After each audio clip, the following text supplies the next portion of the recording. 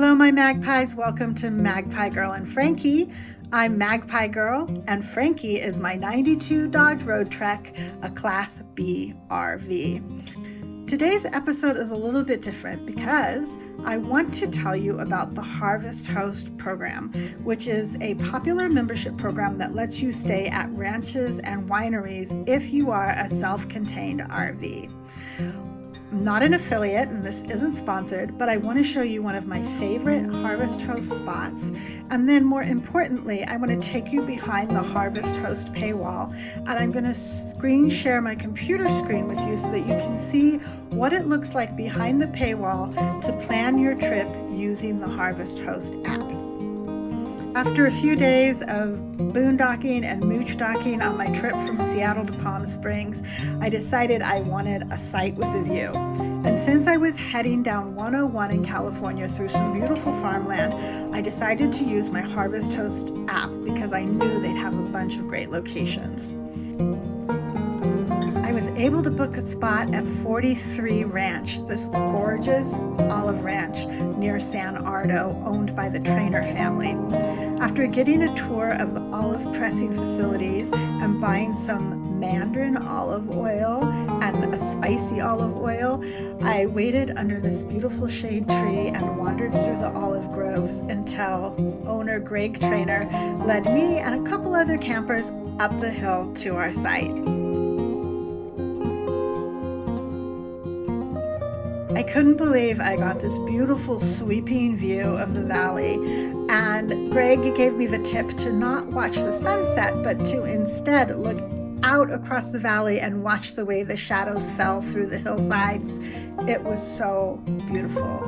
Addie and I got ourselves cleaned up, we got Frankie cleaned up, and we had a nice fireside dinner, got a great night's sleep. And then in the morning, because it was a Harvest Host and not far off of our main route, we were able to hop right back on the road and go the rest of the way to LA.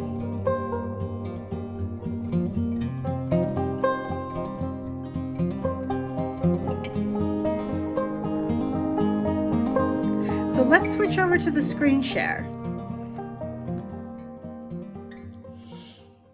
Well, that was the beautiful 43 Ranch olive. I hope you enjoyed seeing that. And now I would like to do two things. I would like to give you a quick overview of what Harvest Host is and how it works. I'm not an affiliate. I just think it's a great program, and I'd like to tell you about it. And then I thought it would be helpful to see behind the paywall. Harvest Host doesn't have a free version of the application because it doesn't really lend itself to that. But sometimes it's hard to go ahead and make a purchase, especially an annual purchase, if you can't really see how it works. So I thought I could show you my account so you could see what it's like to find and book a site on the Harvest Host app. So really quickly, how Harvest Host works is you pay a flat fee for the year, and that gives you access to all of these wonderful wineries and other locations that will let you spend one night at a time in a self-contained vehicle. Now, the cost when I joined was $79. That was in the spring of 2021.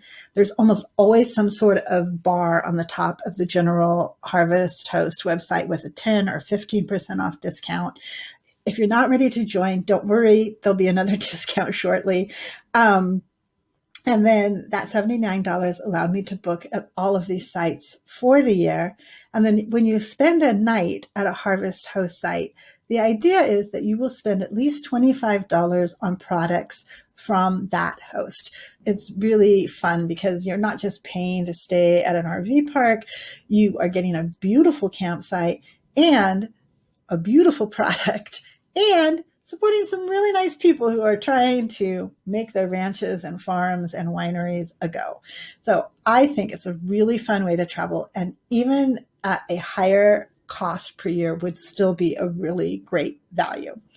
Now, one thing to know is that Harvest Host started as being wineries only, and now they have added not only wineries, but breweries and distilleries, farms, and attractions, which are like flight museums, historical museums, sculpture gardens. So not only has that expanded the numbers of places that you can stay, but it's also added some urban locations with the distilleries and some of the attractions. So super great value. Let's take a look at how it works. I'm going to make myself a little smaller here so you can see my site. So when you join Harvest Host, this is what it looks like behind the paywall. You can see here under host type that there are 620 wineries, another 600 farms. This area has really grown, 440 attractions, which means there's more urban opportunities, and then 309 breweries and distilleries. If you are a golfer, you can also add golf courses. Altogether, there's 2,000 almost Harvest Host locations across the country. And that is a lot of wonderful places to stay from for a really low annual fee. They've also added this really great new feature, which is search by route. How do we say it?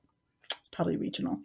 Anyway, this is what it looks like when you click on that button. We're going to click route again. Now, when I stayed at the Olive Ranch, I had been at Santa Cruz, California the night before, mooch docking at a friend's house. Thank you, Bonnie.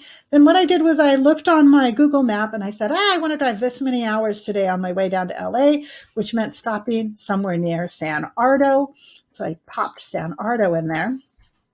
And whoop, here are all of my options. There's my route, 19 options. But some of them are up to 120 miles away from my main route.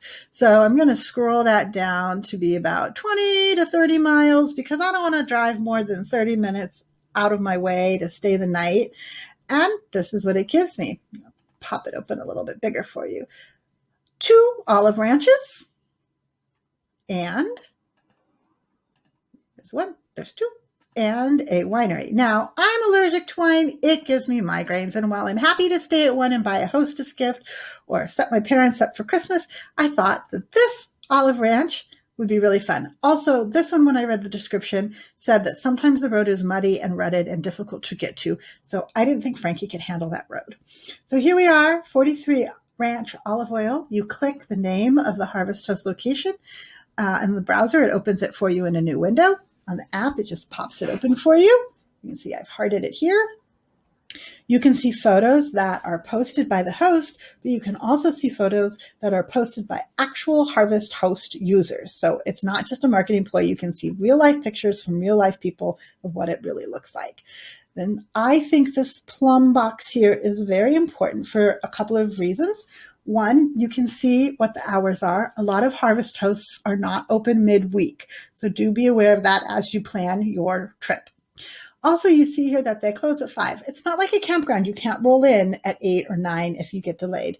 So you do want to be careful with your planning. And I like to suggest, as a courtesy, that you come 1 hour before closing, because part of staying at Harvest Host is having a tour of the facility and making a purchase. They want to go home. They are ranchers and farmers and vintners, and they have worked hard all day. It is nice if you arrive a little bit early so they can close up shop at 5 and go home.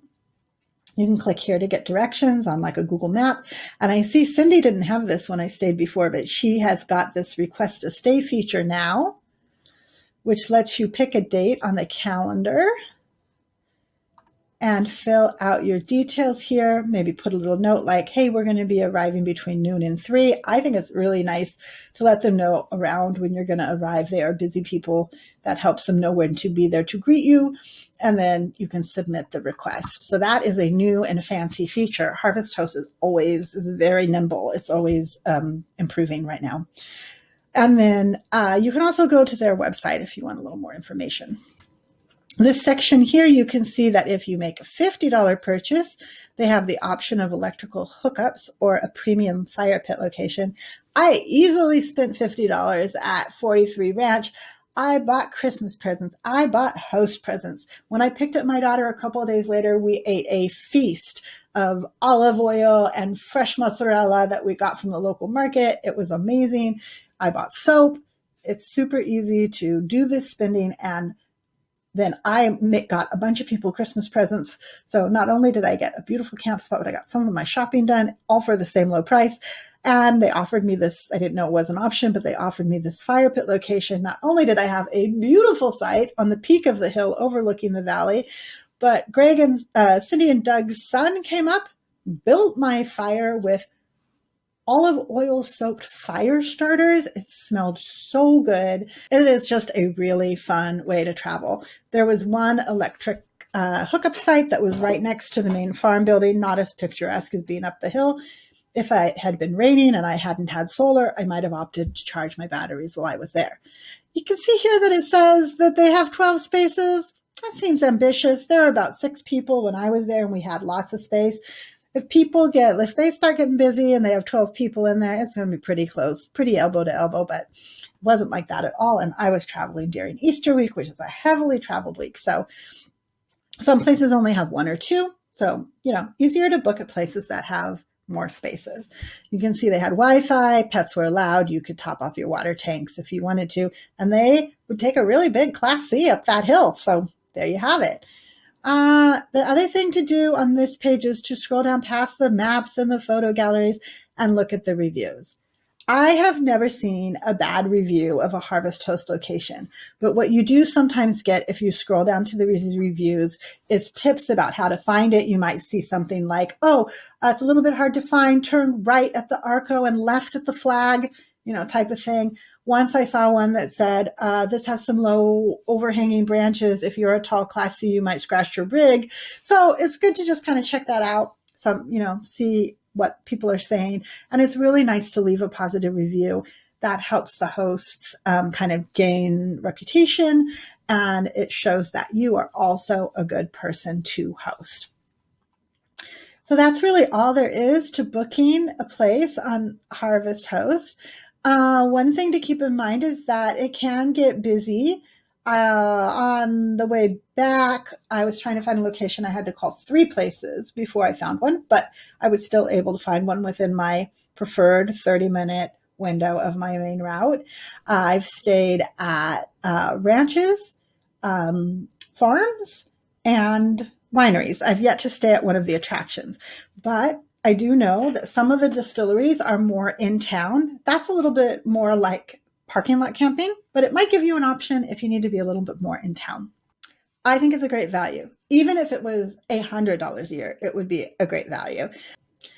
Now, I think, me personally, I get confused sometimes on how to use some of these apps and programs. And so if you would like me to do another walkthrough like this of a different app, please let me know below.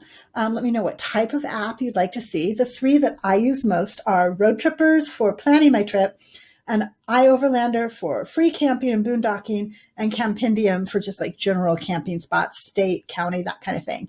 If you'd like me to show you one of those applications, please let me know. Tell me which one in the comments below, and I'm happy to do another screen walkthrough like this. And until we meet again, I hope that you will get curious, trust your gut, and whatever you do, pick the path with the most promise. Here comes all the goats. Had to pull over to let them by. Well, I didn't have to. They probably would have moved, but they're so cute. You guys are so pretty. Look at the babies. Bye, guys.